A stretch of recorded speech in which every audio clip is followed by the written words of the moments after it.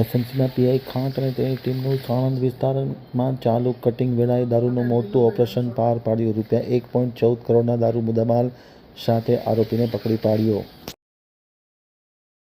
જ્યારે નિલીત રાય સાહેબ એસએમસીના વડા હતા ત્યારે અમદાવાદમાં બુટલેગરો દારૂફીની હેરાફેરી કરતા ફફડતા હતા, પરંતુ જ્યારથી એસએમસીમાંથી નિલીત રાય સાહેબની બદલી રાજકોટ થઈ ગઈ છે ત્યારથી અમદાવાદમાં બુટલેગરો સક્રિય થઈ ગયા હોય એવું માલુમ પડી રહ્યું છે. અવારનવાર અમદાવાદ અને તેની આજુબાજુના વિસ્તારમાંથી મોટી માત્રામાં દારૂનો જથ્થો હાથ લાગેલ છે.